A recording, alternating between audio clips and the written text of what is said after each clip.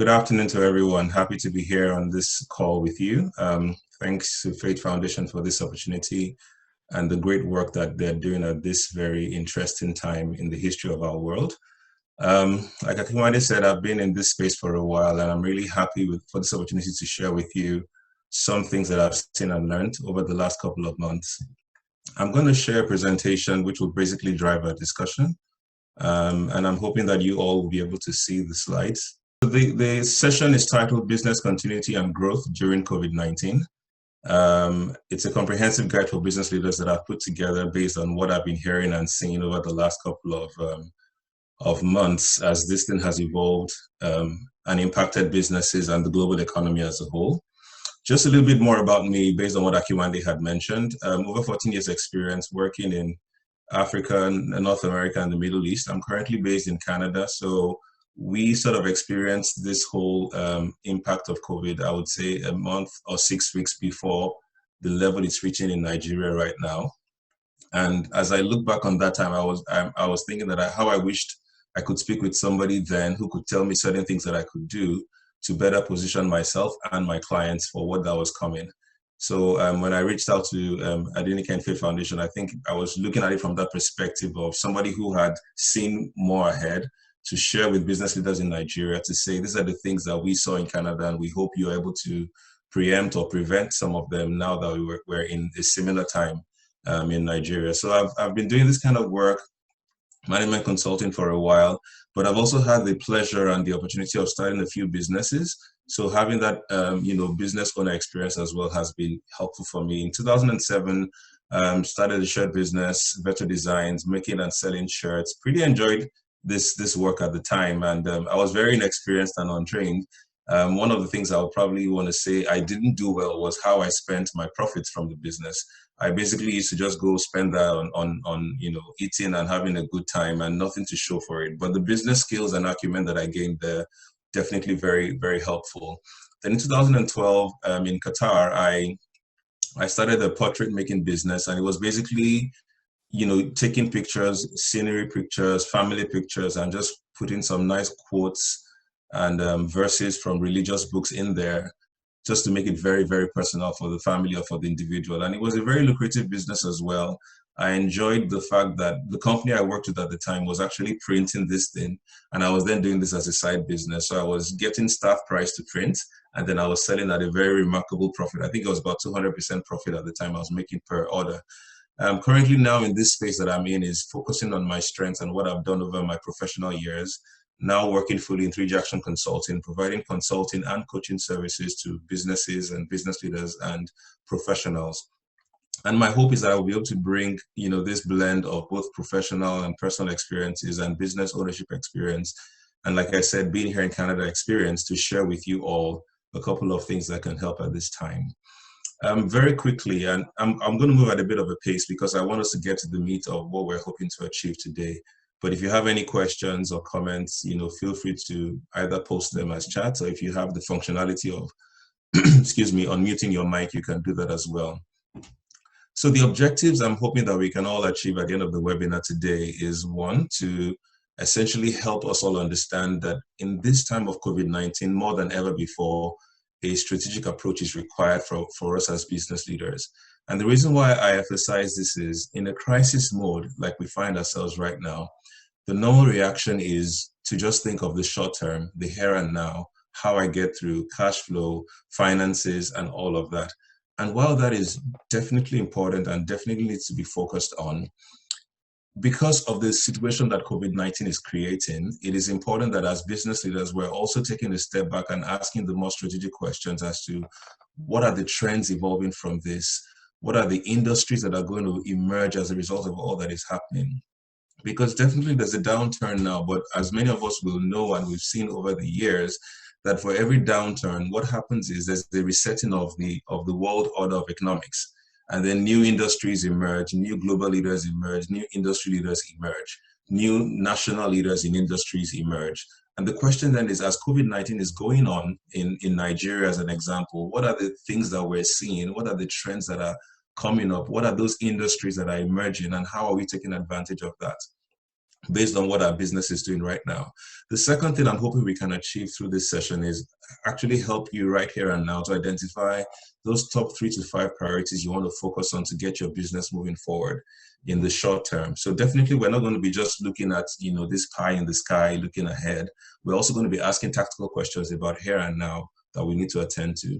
And then thirdly, I'm hoping that as we work through this session together, you'll actually understand how this framework works, and you'll be able to use it on your own again and again as COVID-19 evolves.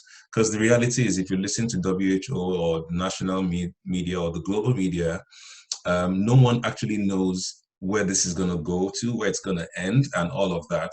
And it's important that you're tracking that from just, not getting yourself sucked in, but at least having those high-level understandings so that you can begin to see where things are going to and how you can take advantage of that. So this framework we're going to talk about is something you can reuse again and again. Maybe it's good to mention at this point that this is not a business continuity lecture. My desire is not at the end of this, you would have a diploma in business continuity and then you can take that with you. My desire is that at the end of this, you would have very clear and tangible action steps that you can take that you would begin to see, results in your business. Like Akiwande said, the mantra for 3G Action is your ideas with tangible actions that you can begin to see immediate business results. Now, moving on to introduction of the document itself. Like I mentioned, it's a step-by-step guide that essentially would help in navigating the crisis of this time. And when we see the word crisis, I just want to really expand on that a bit. Crisis, as we know, or the general meaning of the word, is something that is unexpected, something that is pretty negative in the way it shapes things, and the impact can be very high on the people or an organization, as the case may be. But if you were to check the meaning of crisis in any dictionary, or even if you were to check it in the MS Word thesaurus, you would see that there's also another definition for the word crisis, and actually two. One is a decision, and number two is a defining moment. So decision and defining moment. Crisis also means those two things. And when I heard that for the first time, I found that to be very interesting, because it then means that in this time of COVID-19 is also a defining moment where things could either go better or go worse, right? And it's a decision. So the question is, the decision as a business leader, what decisions are you going to make at this time that will be that defining moment for you in this time of uncertainty that is around COVID? A very critical question I think we want to answer as we go along. Now, like I mentioned, Canada was hit by this 6 weeks back. From that time, I've been speaking with business leaders, my clients and partners here. And as things, moved and trickled to Africa, to Nigeria, I also reached out to business leaders there, speaking with them to understand what's happening. And 4 questions have emanated, overall, I would say, from the different people that I've been speaking with. 4 questions have emanated, and I want to just quickly, share on what those questions are. The first is my clients and my customers. With all that is going on, how do I continue to serve their needs in this time? It's really, really becoming challenging for some of us, and maybe many of us on this call. We have businesses that require physical location and physical interaction with your customers. With the blockade, with the curfew or lockdown, quarantine or whatever you want to call it going on, the challenges coming from that is a question that is coming to our minds. The second is our employees. I understand some of us may have 5 to 10 team members. Maybe some of us have slightly larger teams. Another question now is, how do I cater for this team at this time? Physical health because of COVID and the fact that, the way it spreads. Mental health because of the way the news is just bombarding us with different things. Their overall safety and job security. Or if I need to terminate them, what does that look like? How do I navigate that in a way that I'm cognizant of the challenges that they might be facing as well in the situation they're in? So these are really also very critical questions that we're hoping that we can touch on as we go along. And maybe talking a bit more about the mental health. From results and studies and things that I'm seeing and hearing, it seems that more people are even being impacted by the fear of COVID than COVID itself. And what I mean by that is just because, and it's more maybe on the Western side of the world, just because of the way the media has been bombarding us with statistics of people that are dying and people that are infected, and all that stuff, people are beginning to have a lot of anxiety, a lot of worry, and it's already impacting their work productivity because they can't even focus on work anymore. The third thing is my suppliers. Depending on the kind of business you're in, you would have some suppliers that you depend on to get your work, through to your clients and your customers. The question is, how do I continue to work with them at this time? That's also been a question that has been emanating as we speak with business people. And the fourth question is my finance, which I believe is probably paramount in the minds of many of us right now. How do I ensure the financial stability of my business through this crisis and afterwards? It's my hope that as we go through the framework, which I'll be sharing in the next slide, we will be able to answer these questions in some way or the other, as we go along. And like I said before, the idea is not for you to understand all of these or decide to work on all of those things we're going to talk about shortly. The desire is more that we're able to identify the priority areas, maybe 3 maximum, that you can focus on and begin to act on immediately from today or tomorrow. Moving on to the overview of the framework now, I'll just give us this overview and then immediately we're going to get into the workshop aspect of the session. I'm hoping that we've all received a document which basically has about 8 different business areas, and there are a couple of questions in there. I think the questions range from about 5 or 6 in number to about 11 questions. And I'm hoping that you have that with you printed so that you can actually answer as we get through those sections of the session. If you don't have it printed, I'm sure you can still find a way to stay actively engaged so that you're able to, like I said, identify those things you want to focus on immediately after this session. So here's the framework. Nothing novel or new about this. This is your typical setup in any organization. You would have your leadership or management team, and I'm going clockwise. You would have your HR team, you would have your sales and CRM, finance, supply chain, IT, general and ground operations, and then corporate communications. Now, these are the typical segments or elements you would find in a business. Some may have more, some may have less. Some of us on this call may have some of these functions compressed together. Maybe you as the leader of the business, you're also the HR manager, you're also the sales manager. Maybe you just have one person helping you with finance and you're also the one, coordinating IT. It might be different. So I don't want us to look at this as just distinct business functions. I want us to look at them as distinct business elements that need to be catered for. So it is possible that as we go through these sections, you'll be wearing multiple hats as the business owner, and with just 5 to 10 people on your team. You may be wearing multiple hats as we go through this session. Just be sure that you are putting on each of those hats as we're going through the questions so that you can answer those questions correctly.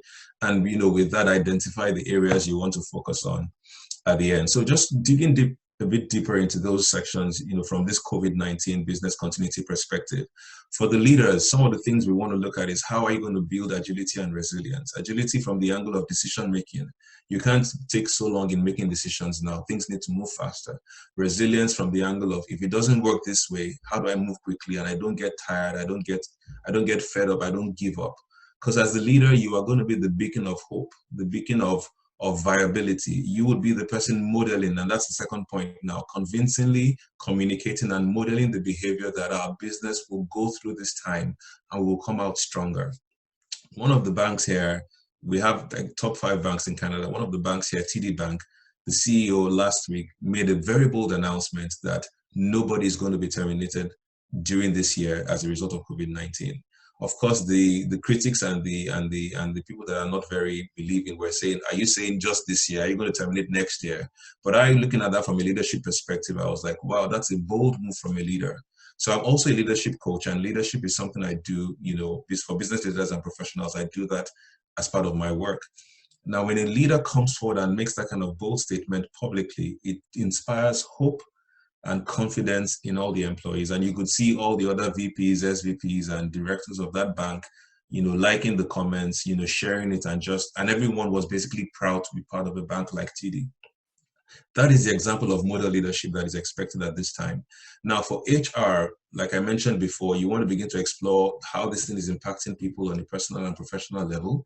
And you also want to begin to look at how you can get into a place of like working with your leaders to identify ways of optimizing cost.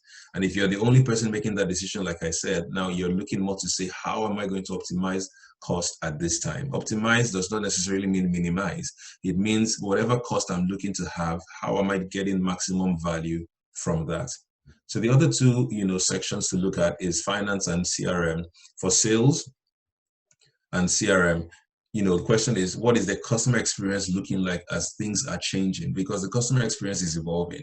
The question then is, how am I adjusting my services so that people can't go around anymore? What can I do from an online perspective? What does online look like for me? Can I do delivery? Will the government regulations allow that? Yes or no? What time of the day can I do that if it's possible? How can I add value? How can I provide value-added services at this time to my client? So I was speaking with another business consultant last week, and we're talking about the hairdresser. A hairdresser basically needs to have people come to her shop to be able to make hair. And at this time, a hairdresser's business is pretty much like, collapsing because it's difficult to make that happen. And we were just like brainstorming and sharing ideas that, wow, maybe she can actually start a YouTube channel, maybe do videos to say simple hairstyles you can do from home. She can call some of her her key clients and customers and ask them, how are you navigating? Are you making your daughter's hair? How is that going? Do you want me to walk you through that over a Zoom call? It might sound very bizarre or very, out in the world, but you never know what ideas you can come up with as you just begin to channel your mind in those different directions. Finance, key area, like I said before, my accounts receivable cycles. How do I reduce that at this time? How do I increase my accounts payable cycles? How do I bring more money in quickly and reduce how I pay money out? The funny thing is that every business is going to be trying to do that at this time. So it's going to require a lot of innovation and creativity to make that happen. Is the government providing any support, or the banks? What does that look like? How can I take advantage of that? Do I qualify? Those are questions we need to be asking ourselves. Supply chain and procurement and IT as well. The questions are there from a supply chain perspective. How do I work with my suppliers? Do I need to form partnerships with other competitors at this time to deal with the common enemy, as I've written it there? COVID-19 is threatening the world economy right now. So competition is less of an issue. I'm sure for those of you following the oil price drama between Russia and Saudi, you may have heard that over the weekend. I think they're coming to an end now. That's season, because now everybody has a common enemy in COVID. All those other competition and fighting needs to take the back seat for now. From an IT perspective, IT is coming front and center in all that's going on now. IT has a critical role to play to make sure that people can work from home remotely, and what that looks like. Again, you might be the IT person, you might be the one that has been, setting up your people on your email system, providing them with phones. It's all about creativity. The question again is, what can I now do as the leader of my business to make sure my people are set up to work from home? And then operations, if you are one of the essential services that can still work at this time, how do you make your facility safe? What does the size and number of people that you have in there, how do you manage that? And how do you prepare for, if any reason later on your place is, contained or said to be quarantined, how are you going to manage that? And then corporate communications, how are you communicating with your clients, your customers, and HR as a whole? So these are the things that are, the elements of the framework. I wanted to do this very high level, helicopter view before we dig deep into each of these areas. Now, I'm not sure if we're able to unmute our mics or provide questions, but I just want to hear feedback from people right now on this area and my presentation so far, to see if there's any question or any thoughts anyone has.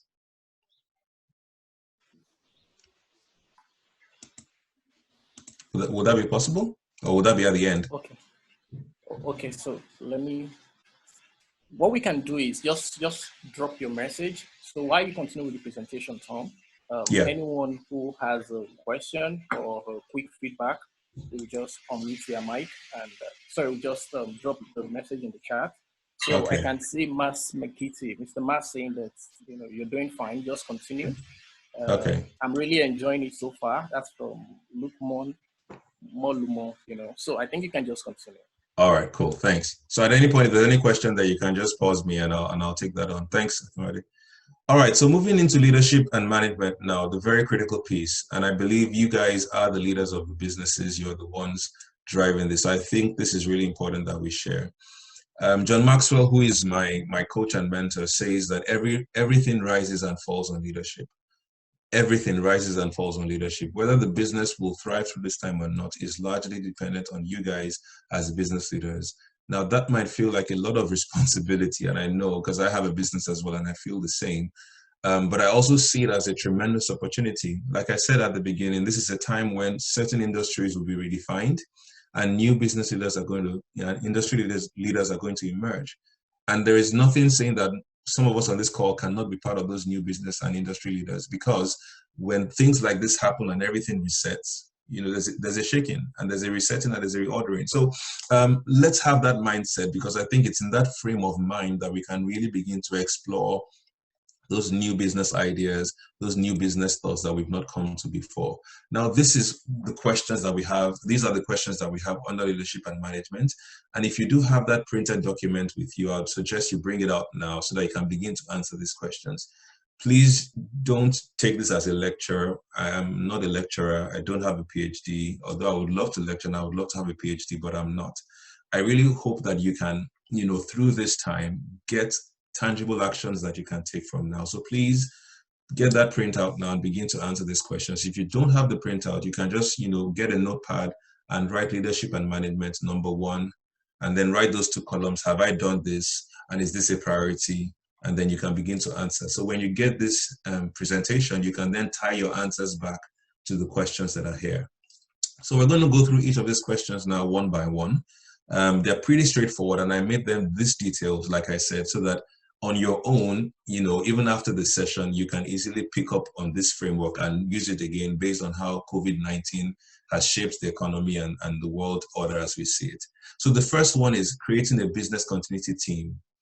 And that's just basically saying the team of people that would come together to identify and to assess the critical functions of the business. Again, I realize this might just be you, but I would strongly suggest that at a time like this, you don't want to be making decisions alone. Now, it's great to be part of this kind of community of support that Faith Foundation provides. And I'm really, really grateful for organizations like this and what they do. But the reality is, no one knows your business like you and the people that work in that business day in, day out. My suggestion is you identify 2-3 people that are, leaders in some way. And I'm not talking about those who have the leadership position. I mean those who have leadership potential in your team, and draw them together to yourself and, see how you guys can begin to look at even these questions again. After you answer them on your own, now call them and say, I was at this session, I did this. I want you guys to challenge these answers I've put in here. Let's begin to think of how we can go through this together. So that team is critical. They need to be people that are leaders in their thinking. They have ideas, and they don't need to be people that always say yes to you, because this is a time you want people that will challenge you. Not in a negative way, not in a cantankerous way, but in a way that they don't just say, yes, boss, yes, sir, yes, ma'am, we agree. No, people that would also challenge what you have. That's number 1. Number 2 is, all of us had a plan at the beginning of this year. Year 2020 was supposed to be the year of great vision. My wife and I were joking the other day that, Vision 2020 was really big this year. And this is a year that no one saw what was coming. Everybody was totally blindsided by what has happened. Nobody saw that COVID would keep us all globally in our homes like this and shut down economies, stock exchanges all over the world the way it's done. So your plan December 31 into January is probably in the bin now, because things have totally changed. Now you want to ask yourself, what are my priorities now? And then begin to look at these business continuity initiatives that we're going to talk about shortly, and let those things be where you concentrate your effort and your funding. This is time to definitely conserve money, but it is not wrong if you are going to be spending some money on the things that have a chance of expanding your business in a time like this.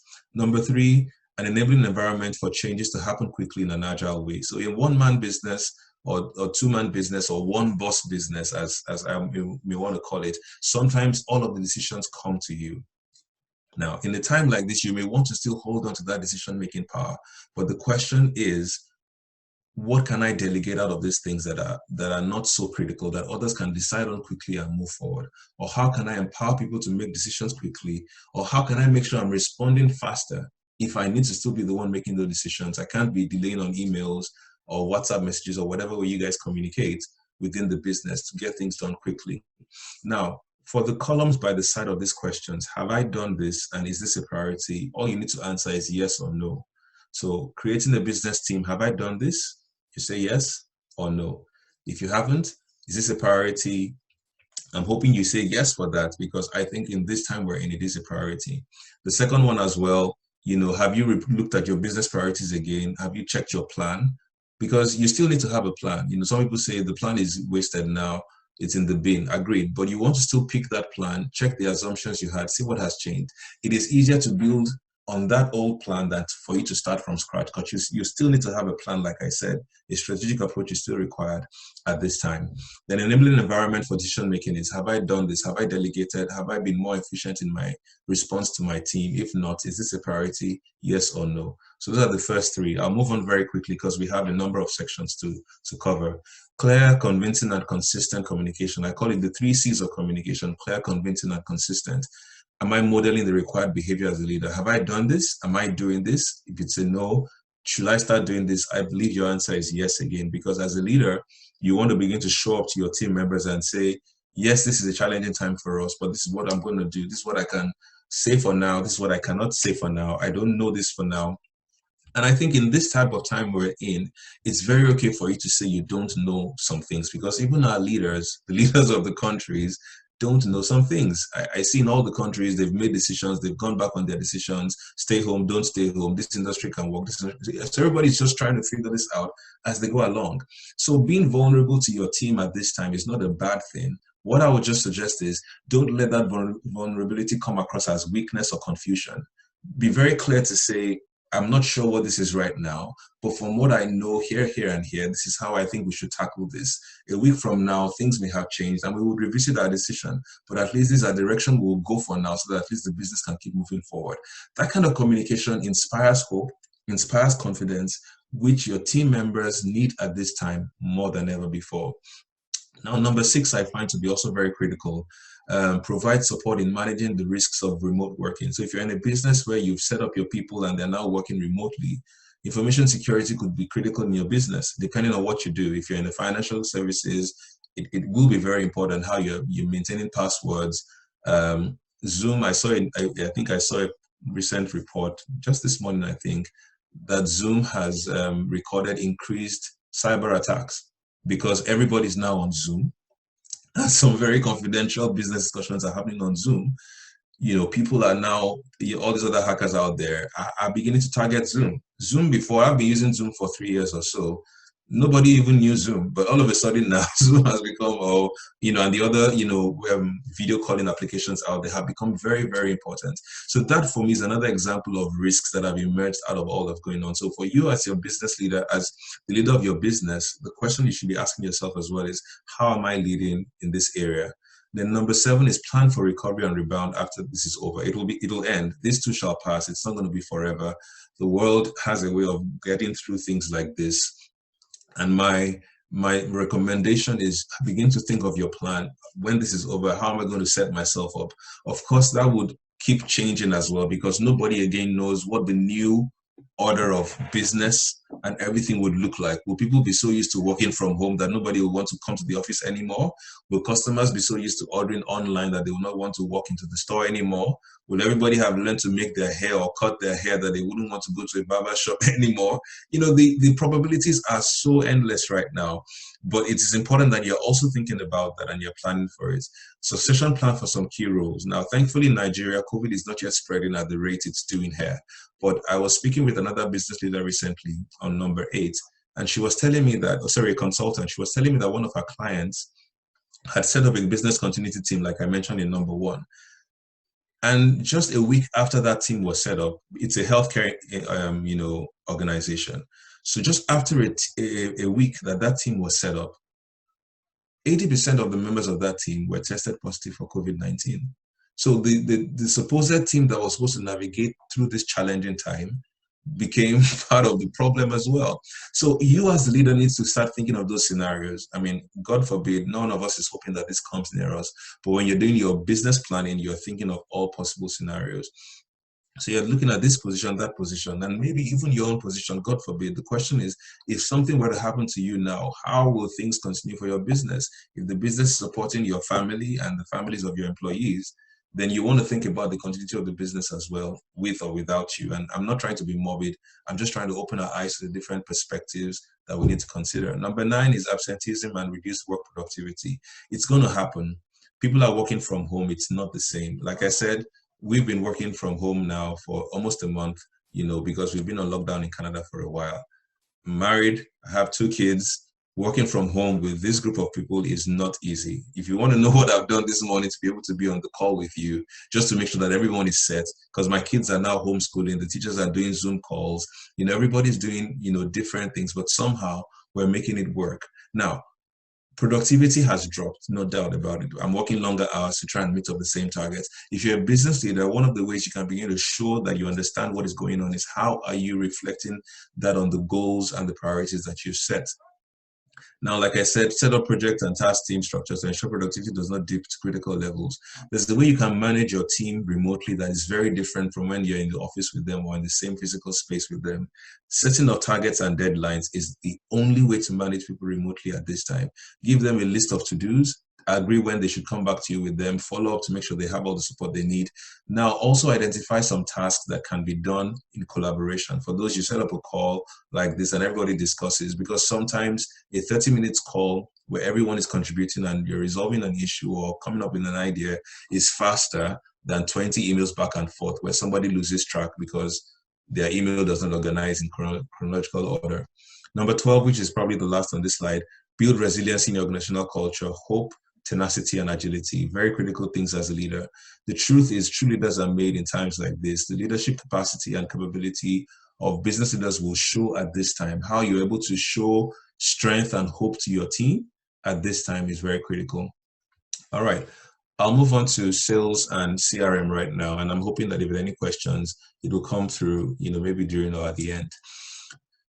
We all know customers are critical to your business, but one thing that I just want to quickly mention is that they're also being impacted by what you're being impacted by. And on a personal level as well, some of them are losing their jobs. Some of them might lose their jobs. Some of them are concerned they would lose their jobs. Some of them are concerned about finance. Some of them may have been impacted by the situation or are afraid. It's different for different people. Now, more than ever before, a customer-centric approach is required in how you deliver your services to your clients and customers. The questions here, again, I'm really hoping that you're answering yes or no for the columns provided. So the first one is reimagine your customer experience because it has changed. It's no longer what it used to be. COVID has changed everybody's customer experience. I personally didn't like online. I was your hard copy guy. If I cannot hold it and touch it in my hand, I'm not sure I like it. And I didn't like the process of return, so I almost always just go to the store. But in the last couple of weeks now, in Canada here, some of the things they've done really, really surprising. My wife was telling me over the weekend that now to enter the stores, you need to be on the line and maintaining social distance in the line. So about 2 feet apart from themselves on the line, maximum number of people in the store at any given time. So you can't have more than 10 people if it's a 500 square feet. I'm just giving an example, store. And, all those kind of things. I was at a store last week. I wanted to pay for something. And the person that was going to receive the money for me had this glass shield that they had put there. She was wearing a nose mask, but then there was a glass shield again. And then there was this demarcation as to where I should stand. But then what I found funny was the money machine that I was going to enter my PIN in, there was no sanitizer there. And I was like, so small things like that are missing. All those stories I'm sharing is just to help you realize that customer experience is changing. And if the customer experience is changing, the question is, how are you responding to that while staying true to your brand? What are the new pain points? What are the new instances for impact that you can come up with? What are the services or products or the variations of the existing ones that you can make? Now, this is not a question you might be able to answer here. The question you want to answer here at the very high level is, have you thought about this? Yes or no? If you've not, do you want to set this and set time out to do this as part of your plan? I think the answer is yes. Number 2, communicate and inspire confidence in your customers. Let them know you're still open for business if you are, and how you intend to support them at this time. Write a communication to them and communicate with them regularly. So because I'm here in Canada, I use the Smile network to call Nigeria because it gives me a Nigerian number and I can call at Nigerian rate. I'm not advertising for Smile. I'm just giving an example. So Smile, since COVID hit Nigeria, Smile has been sending me emails every day. I mean, it was almost getting annoying. They were telling me, oh, we have a WhatsApp number, you can chat with us, or you can load online, and they just kept repeating those things. But it was annoying me. But the truth is, it's now in my brain, and I loaded my Smile account again just yesterday. Now, I'm just giving that example for you to see how These guys were able to just, maybe a bit too much, but they were able to communicate with me and help me to understand how they've evolved their business to respond to the situation on ground. Number three, if you have customer facing employees and they still need to be involved, let them know how your business has responded to this change, the tactics you now have, and the ways they can inspire confidence in the customers. Because now we're more on Zoom calls, we had to change our internet provider, over the weekend. It was a Friday, actually, last Friday. So we now have a new internet provider for our home here. Because as I'm talking with you right now, my daughter is in the next room. She's doing her Zoom call for school. My wife is probably downstairs doing her own Zoom call for the office. And my younger daughter is also on a Zoom call with her school. So all of us are on Zoom call at the same time. And we didn't have that bandwidth before. Now that has changed. Where I'm going to with that story is when the new internet provider were going to send, the thing to us, normally a technician will come into the house to install, but that can't happen anymore in this situation we're in. What they did was the guy came with the thing in a bag, wearing gloves. He gave it to me. There were instructions on how to install inside. They set up a new app that would also guide you step by step, and very easy. I mean, I've watched technicians install internet in our houses over the years, and it's something I could never try to do. But in 15 minutes or less, I had installed this router, set up the password and the Wi-Fi. The app on the phone was guiding me, and it was done. All that story again to show that if you have a customer-facing person and you are still able to provide service, think of how you can do all that in a way that it's easy for your customer to proceed and the revenue comes to you, because now I'm paying for this internet provider and their business is continuing even in this time of crisis. Number five, new innovative revenue streams that you can come up with. Explore them. Home deliveries, like I said, non-contact sales, leverage technology. That's pretty straightforward. It's again, the question is, have I done this? If not, should I be looking at this as a priority? Number six, I mentioned it before for suppliers, but it applies across board now. Let's see how we can partner. Now, I know in Nigeria, that's not one of the things that, everyone kind of does, because everybody wants to do their thing, which is great. But sometimes we want to see how to collaborate. And I'm not saying merge your company with somebody. I'm just saying at this time, see how to synergize, because you can form alliances, bring better ideas together, share your ideas, see how you can work through this together. There is a common enemy right now that we all need to deal with. When that is over, we can now revisit our individual differences. Just like I'm sure some of you have experienced, when you travel outside Nigeria and you meet somebody else from any other part of Nigeria, at that moment you're all Nigerians. When you get back into Nigeria, you can, if you're that kind of person, you can take your sides, as it were. But outside, we have united. At this time, businesses need to come together that way so that they can, walk through this together. Pareto customers, number 7, very critical. If you have your top 5, top 10, top 20 customers or top 10% customers, you want to get them up at this time. I hope we're all familiar with the Pareto principle, which says 20% of your customers will generate 80% of your sales. So that's really important that you identify those top 20 people and you reach out to them at this time. Number 10, your marketing materials. See if you're doing print, how do you move to digital? How do you go to social media? How do you make all that happen? And then number 9 is probably the most important, maybe not the most, is also very important. Number 9, I would say, is pulse checks. And what I mean by that is getting feedback. Customer satisfaction survey will not work at this time from what I'm seeing and hearing from business leaders and consultants like myself. You can't do your regular survey, but whatever way you can get some feedback. If you have, again, maybe those your top 20 guys will be the ones when you call them or you reach out to them and say, how are you going? These are the services you can still provide. And for additional, we're doing this, this, and this. In the meantime, if you would like to let us know how you are responding to this and how we can serve you better at this time, please click this link, or can we call you at this time? Whatever way you're able to get the feedback, it is critical, because you need to hear how people are going through this so that you can begin to pivot and change your services to respond to that. With every threat, there is a hidden opportunity. I believe strongly, and I would recommend we have that mindset as well. So for HR, very quickly now, just trying to be aware of time. For HR, we're going to be looking at supporting people at the personal and professional level, like we talked about before, and how this is impacting their engagement and productivity within the organization. And some considerations for HR are here listed. Again, you might be the HR leader for your organization. So wearing your HR hat right now, you need to answer these questions. Am I leading the charge for keeping employees engaged and productive at this time? If you are holding on to the employees, how you're able to navigate that? If you're expecting them to be productive, what is the structure you're putting in place? Like I mentioned before, performance management in this situation now is very different. You're not going to be looking at who came to the office first, or who is sitting on their desk the longest, who is not answering phone calls, because you can't see any of those things anymore right now. The question now is, how many things was this person supposed to achieve by the end of the day or the week? How many has it done? How many has it not done? And let them know that this is the new way you're going to be measuring performance for this year. This morning, I was reading the email from my daughter's school teacher. And because the question we've been asking is, how are they going to grade them for this term? So we're in the third term here in Canada already. And we're asking, how are you going to grade them for this term? And she wrote a very long email about how they're going to do that. And they were basically saying that, we're going to, in the Zoom calls, they're going to be looking to see who is engaged, who is raising their hands to ask questions, just like they would do in class, who is not fidgeting around. And then they've set up an app for them where we're now taking pictures of the work they've done and we're uploading into that app. And the teacher is marking and giving them scores. The school has adjusted to the realities on ground, and they are still improving their process, and they're asking us for feedback. They sent us a survey last week.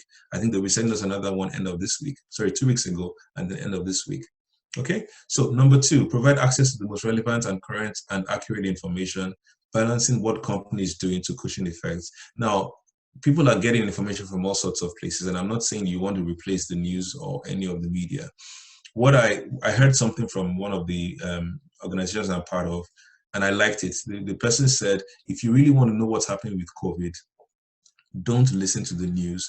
Go to WHO and get to the websites and see what is there, because their own reporting is not colored or painted or tainted by political agendas. Most of the media houses, there's some political agenda or economic agenda behind most of those things we're hearing and seeing. And the reason why you want to provide that perspective for your people is when they are getting that balanced view, it's helping them deal with the distraction so that they can be more productive in work. Number 3, guidance and tips on remote work and how to make that successful. There's so many things online now. You don't need to reproduce, just point them to where it is. Maybe part of your communication to them as it does, hey guys, I saw this tip about working from home remotely and I wanted to share. One of the things we're doing in the house now is we're having space share and time share. So before this week, my wife and I used to share this study room that we have. I'll use it in the afternoon, she'll use it in the mornings. But over the weekend, we've been able to set up the dining table for her. She's using that now. I'm here. Kids have one in the room and one is with her downstairs. So we're just trying to find a way to make it work. And those are things that I'm sharing with people, organizations that I'm leading and I'm a part of. And I'm suggesting that you also be, vulnerable and share that way with your people as well. This is something I found here. I was battling with this last week, but I was able to deal with it this way and just keep that engagement going that, we're all in this together and we're going to get through this together. Now, number 4 is critical. You're bringing finance and HR and yourself as the leader. If you're the one doing all these 3, then it's probably okay. Now you're asking yourself about hiring, promotion, staff size, allowances, all those kind of things, and you're making very strategic decisions as to how to optimize costs. Now, on this point, I probably need to mention that for some positions, for some jobs, you may unfortunately need to let people go. But I think it's important that we do that with a very strategic mindset from 2 angles. One, maybe strategic and humane mindset. These people are also going through a lot at this time. And, the way and manner in which we let them go, I think, should be humane, it should be professional, and it should respect the individual if we need to let them go. The second thing from a strategic point of view is you never know how the business will turn and how things will grow. If you want to hire this person back, you want to make sure that that is done in a way that you can get the person back, without any animosity and all that stuff. So just having that at the back of your mind, I think is really helpful at this time as we navigate the staff cost and all of that. Here in Canada, there's a lot of government support for employees and then for organizations. So we regularly receive some benefits from the government. Of course, they collect tax from us as well. So it's kind of like money from one pocket to the other pocket. But in all fairness, government has really stepped up at this time to really support businesses and individuals. I'm not sure of how much of that is evolving in Nigeria now, maybe because the impact is not yet so high. I know some banks have come up with some services and products. I don't think much is coming from the government. From what I've read, I went through Buhari's speech, I think it was 2 weeks ago now, and it just sounded more like money was going to the agencies that were trying to find a cure and control, but nothing coming to businesses. So there may not be much coming through from there, but keep your eye and your ear open. Something may just come at some point. Number 6 is the relevant policies. You want to look at that again.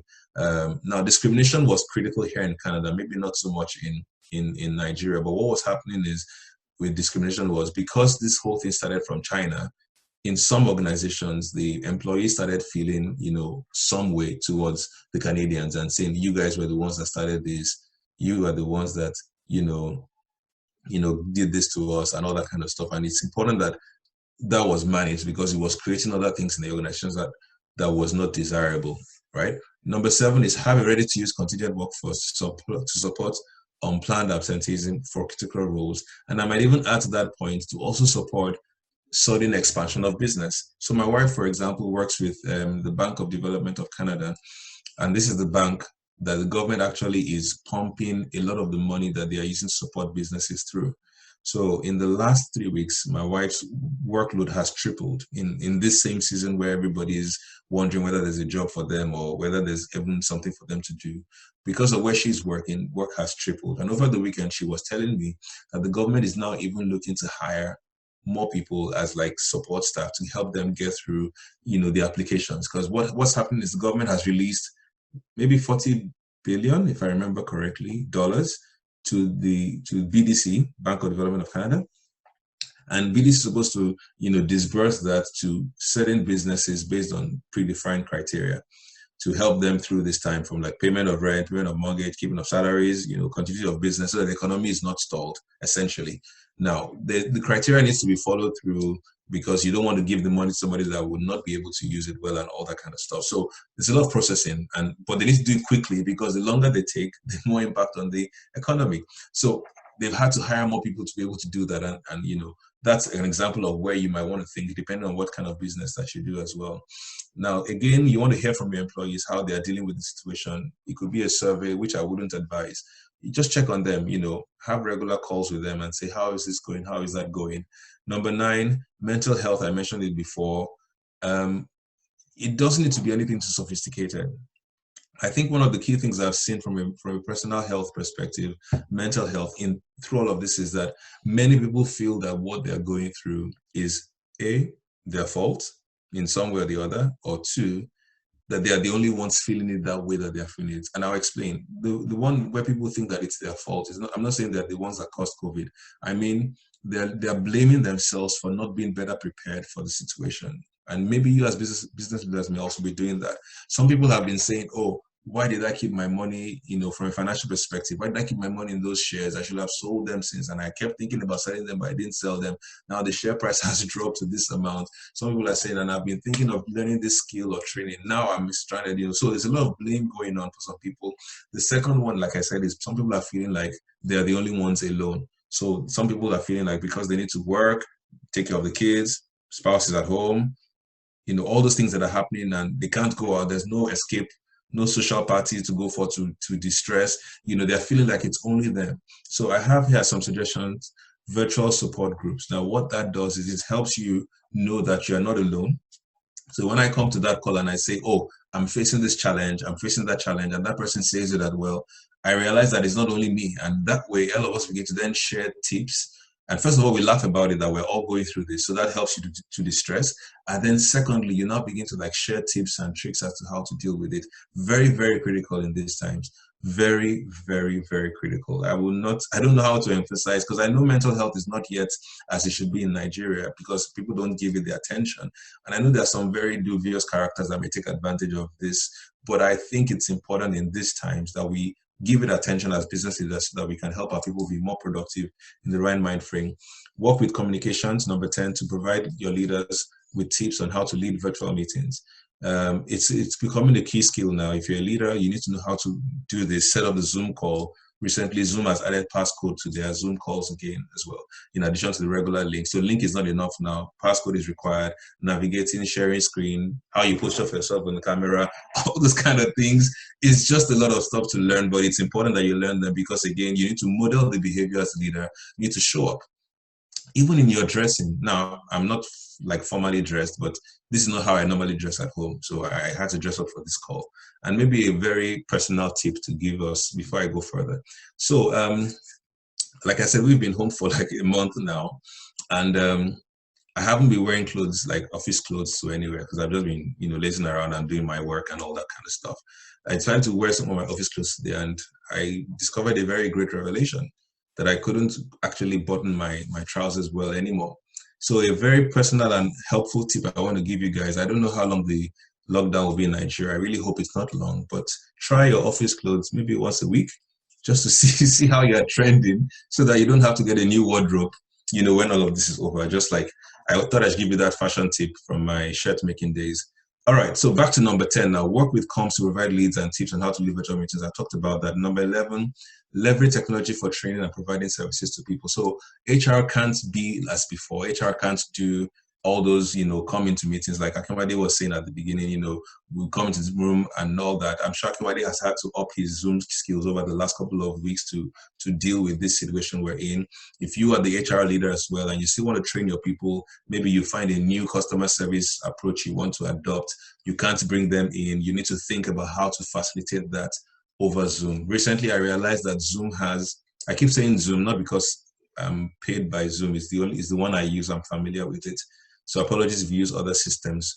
I realized recently that Zoom has the ability to do breakout sessions as well. So to split people up into different rooms while on the same call. So there's something I can press. If I was the host of this meeting, there's something I can press that immediately it will auto-generate you into different rooms. So I can even decide who goes into what room.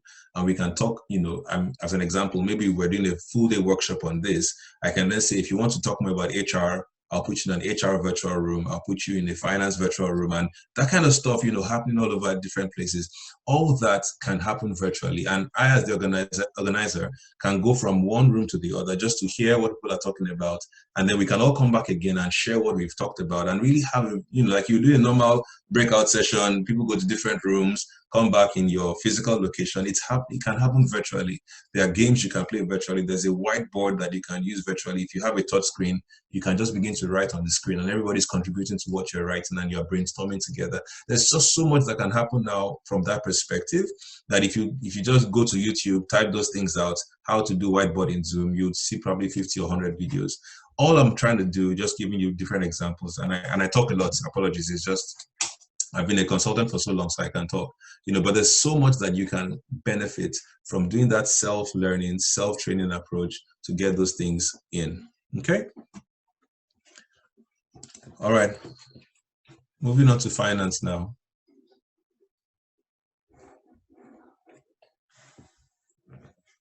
Sorry, my daughter is here. I just had to respond to her. It's part of working from home. So finance, the impact on the economy and revenue is likely to reduce with potential rise in costs.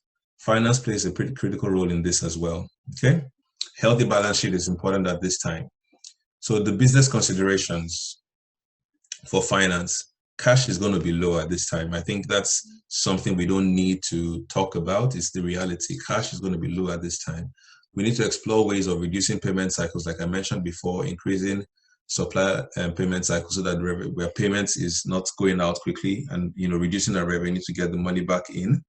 Keeping money in the business is key. It's going to be tough, like I said, because everybody's doing this, but we still need to see how much we can delay those things and leverage those things at this time. The more you're able to hold cash in to do some of these initiatives to generate more revenue streams, the better for you in the long run. Number two, work with your sales team. If it's different from you, funding is available for the initiatives that will drive business continuity at this time. Those should be your priority. In decision-making framework for your business idea should follow a simple question. Is this, just like we're doing here, is this critical for business continuity at this time? Yes or no? Is it a 3-month return on investment or is it longer? Yes or no? So the kind of things you can ask yourself right now so you can really, really prioritize those things you want to focus on and channel your money to where you're hopefully going to get the largest return on investment. Work with IT to ensure funding available for technology initiatives. I was speaking with somebody last week where the company gave them, I think it was $500 each to go buy some things to help them work from home. So if you need a screen, if you need a table, a chair, those kind of things, the company gave them money to do that. Now, we may not all be able to do that. I'm just giving that as an idea to say maybe, help them understand that this particular allowance they were getting before will now be used for this. And maybe this is a good example I can share. So I like I said, I'm plugged into the Nigerian economy as well and what's going on there. So I think it's the HR of one of the banks. He was saying that he recently, a manager came to him and said, now that you're asking us to work from home, he's the HR manager, right? This manager of one of the operations team came to him and said, now that you're asking us to work from home, is the bank going to give us money to get internet service and all that stuff? And the guy smiled and said, well, I would answer your question if you can tell me what you plan to do with your transport allowance since you will not be coming to the office anymore. And that was a very funny conversation, but I think it's also very insightful that at this time as leaders, we can begin to ask our people, I don't know what allowances you give your team members and what they're supposed to use them for, but can you repurpose some of those things at this time? So people know that, okay, this money that we normally use for this is for this now. Some other companies are actually coming together now and they're saying, go on compulsory leave. I was speaking with a friend who works in Saudi Arabia, and he was saying there right now, they've been told to go on compulsory leave, that between now and the end of June, they're supposed to use up about 80 to 90% of their leave. Compulsory. No need to work, just take the leave because they want to pay them. They want to keep them on the job, but they don't want to just, then they'll take the leave again later on because it will hit the balance sheet of the company. The same thing a friend in Abu Dhabi was telling me, the same thing they were doing there as well. I think the Middle East often, follow themselves in that region. Another idea I heard was some companies, everybody just agreed to take unpaid leave for 2 months. So the leader called everybody together and said, these are the numbers. If we continue at this rate by June, we will not be existing anymore. Unless you guys have another job to go to, I have a proposal where we can all see how to contribute in some way so that the business doesn't go down. And the philosophy with that was, it is better that all of us suffer a little than for some of us to suffer a lot. So I don't want to terminate people, but I want the business to remain. I think some of us can, if all of us take unpaid leave for 2 months and we spread that out over time so that the business continues to work, that's an idea that we can also look at to help us deal with this situation we find ourselves. So that's number 3 and 4. I think I've touched on that together.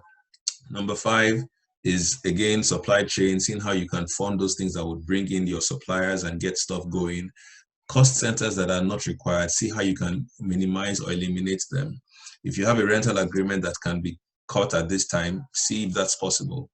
If you need to find something with your furniture, see if that's possible. If there's something that is not going to generate money for you right now, then you can just find a way to reduce it or to eliminate it. That's something you want to really focus on at this time. Number 7, streamline operations and optimize cost of sales or provision of services. And number 8, explore how to take advantage of reduced lending rates to cushion impact on business. This, again, is maybe more Canada specific, but I think there'll be opportunities for that in Nigeria as well. From what I'm gathering with the banks, they're coming up with some packages to help through this time. You want to leverage your relationship with the banks. They may not go public with all those products, but you want to keep your ears on the ground to hear some rates. Some good rates might come up for some products. There are some things you might use as collateral that you're not using right now that you can use. There are various ideas, but I think it's just thinking through those things based on these questions and seeing where you can get that going. All right, moving on to IT. Now, social distancing definitely has made things different for us at this time, and we need to not rely heavily on remote working. And IT has a role to play in that, like I said before. The remote working tools and resources for leaders and teams, IT needs to help with that. And if you're the IT person as well, like I was talking earlier about, Zoom providing virtual rooms and all that kind of stuff, you also now want to be that person advising your team members that, guys, you can do this, you can do that, you can do this, you can do that with Zoom, and all those kind of things and tools you can begin to share with them. Number 2, provide guidance on how to maximize the functionalities. I think I talked about that before. And, if you're going to go to cloud, what cloud looks like, what that means. There are many videos and tips you don't need to recreate. It's just to find them and provide them to your team members so that people are aware of how to use those things. And then everybody's, skills and capabilities improve. And that way the company also can, move forward to the next level. I find number 3 is really critical at this time. If you, again, are the IT person, then you want to also make yourself available to help your employees deal with anything they are struggling to do from, a connection perspective or how to leverage technology. I've been on some Zoom calls where people don't know how to switch off or switch on their mics. Some people don't know that their camera is on, and then they are doing funny things and distracting everybody else. It's just a whole lot of different things going on. So you want to be that person that helps people navigate those challenges. A person I was speaking with, the laptop just went dead while working remotely. And normally the person will have taken the laptop to IT to say, hey, this thing is not working. But now there's a number she can call. She called the number and IT just took her through 2-3 steps and the laptop was working again. So those kind of things where you are able to provide on-the-go help to your people so that business impact is not impeded, or sorry, business productivity is not impeded, is important at this time as well. The other questions are kind of like, the other side of what we've talked about before. And I think it's important that we look at them as well as you answer each of these questions. Have I done this? Yes or no? Identifying those key areas at the end. So if you read through the questions, just keep answering them. Have I done this? Yes or no? Is this a priority for me? Yes or no? And we'll keep working through that. So supply chain right now, fewer questions here. Number one is looking at your order and inventory levels. Do you need to plan for potential shortages? Can you get more in? Maybe that's a bit even more challenging now, but the question is, whenever you do get a chance to place an order and get it delivered, do you want to do more than regular just so that you have enough? Of course, funding is critical overall, but it's something to consider and see how you can look at it. Then run scenario analysis, consider alternative options for your suppliers, maybe different geographic locations, different, materials that you use. That's number 3. If you have different materials that you can substitute for whatever you're using right now, can you begin to think of that now and see how to get that going for your business? And then number 4, like similar for clients and customers, are there partnerships that you can do to help you leverage this time? Number 5 is, see how you can review your storage and handling procedures, making sure again that you're taking all the precautionary measures. I don't know how much of the information you guys are familiar with, but you may have heard that things like metal, the virus stays on them for, I think it's 72 hours or something of that sort. And, being aware of that will help you in advising people that are handling and storing your stuff, what precautions they need to take so that there is no case, that is coming through from mishandling or not taking the proper precautions. And then number 6, similar to what we have under finance, work with finance to see how you can manage your supplies and all. Operations, I'm moving quickly now just to get to the end of this. For operations, essentially this would apply if you're an essential service that is still working even in these times and your people are coming to a physical location. So review personnel numbers, ensure that their number and shift size is adjusted appropriately. Don't do anything that is outside of the social distancing guidelines and all of that stuff. Number 2, review the procedures for your facilities and make sure that things are, equipment and all those things are, cleaned as they should, because again, like I mentioned before, the virus stays on some materials longer than others. Provide enough of hand sanitizers, tissue, soap, and all that's needed wherever it's needed, so that those things are not becoming the medium for spreading the virus. Now, I'm not saying the virus is there. I'm saying you are doing your own part to making your employees feel safe, that they can come to work and not bother, and your customers as well. So that's the dimension I'm bringing this from, because some people are very freaked out about this thing. You have no idea how scared some people are about this whole COVID thing. So just showing that you are considerate of them and taking the precautions, I think, is also important. Even if you don't feel that all those things are necessary, some of your customers and employees may feel that way. Number 4, review the materials you're using to be sure that you're replacing them with lower risk of hosting the virus where possible. Number 5, plans for site disruption or reactivation depending on all that goes on with the curfews, going from state to state in Nigeria. Number 6, prepare your work site for potential containment if they hear there's a contamination there and how you manage that. Number 7, on-site testing centers assess health status of staff customers before entering the facility. This may not apply to all of us, but in situations where, because I have some of my clients that are healthcare organizations, so this was quite critical in that perspective. If you come to any of the hospitals here in Canada right now, right from the gate to enter the premises, people that are there are already asking some quick questions, and there's some initial testing that they do. But before you enter the facility proper, there's also some testings that they do. So that point is, if it's not relevant to you, you can ignore it. But it's a comprehensive guide, like I mentioned, and it may even spur some other ideas, from your own perspective. And maybe another example to share. My wife, like I said, went shopping over the weekend, and in one of the shops she went to, before she entered, they asked her those questions. Have you traveled in the last, 24 days, I think, or 14 days was it? Have you gone? So some questions just to be sure that they are trying to provide a safe environment for their customers and employees to operate, and navigate this time together. Other tactical things, disposable cutlery as against metallic at this time, less of hard copy because the virus can be on paper for a while, less of cash payments and more of, online payments and all this kind of stuff. I think very useful. The last section, business considerations for corporate communications, set a dedicated channel to communicate with your team regularly. It's really important that you're sending something out, and the cadence for that also needs to be very consistent. Weekly, bi-weekly, whatever you think works for you. Daily might be too much, but something that just basically helps your team know that you are there as the leader and you are driving things for them is really, really critical at this time. Equip your other leaders with the messages, like we said, so that the energy is not only coming from you, it's coming from other people as well. Because when other people are also demonstrating hope and energy, it becomes contagious within your team. Work with all the marketing teams and all that, like we talked about earlier. Tips and videos for conferencing call. I talked about that earlier.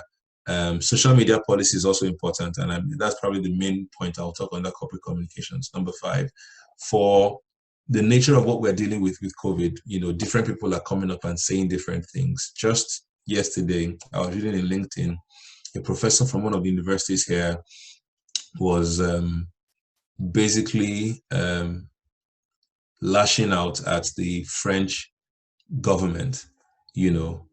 So apparently from the story, I've not validated this, I just read it, and I'm just giving you an example of how you ring fence social media at this time. So a member of the French government posted on social media that France should test some of their current vaccines that they're thinking of. They should bring them to Africa to test them. That Africa is where people are known to have high immunity, and a couple of other things. Of course, what people were insinuating was, what he was trying to say was, the value of life in Africa is not, they shouldn't bother that. They should go and test the vaccine on Africans. And this professor, who is a non-African, was just very, very livid. And then he started linking it to the World Cup when France won and a number of other things. Anyway, the point I'm trying to make with all that story is social media at this time, people are very sensitive. People are feeling very, very anxious. Emotions are on the high. You don't want anybody from your team misbehaving, I'll just use that word, on social media and saying or doing stuff that would tarnish your brand, tarnish your company, and affect you at this time. Because people are active on social media now. Some people wake up in the morning to check numbers of who's died, what's happened, where and when, what government is saying. And when they now see a feed from somebody saying, I don't believe in COVID, this is just a hoax, some things that are just very contentious, you want to tell your people to stay away from that. There's so much to do right now that I personally don't have time to be engaging in arguments on the conspiracy theories, who is doing what is doing where. Our energies are better spent in channeling towards our businesses and professional careers at this time, so that we are getting in front of the impact of COVID. All right, long talk. I apologize for the speed and pace. I hope you were able to answer all those questions in your own different sections. I'm sharing a Word document right now. Can everybody see that? Yes, please. Okay, so I'll just go to the last page of this document. So in this last page, what I've just asked us to do is basically write the top 3 business functions or elements. So if it is leadership, if it's HR, if it is finance, whatever those top 3 are, based on where you've answered yes, yes, yes, or no, no, no in those different questions, and then write top 2 initiatives for each one. So an example could be in leadership. One initiative is I'm going to communicate regularly with my team to inspire hope and confidence in them. When would I start doing this? Today or tomorrow, whatever the timeline for that is. Another example is for leadership again, I will set up a continuity team that would help me navigate through this time. There will be 2 to 3 members and we would meet once a week.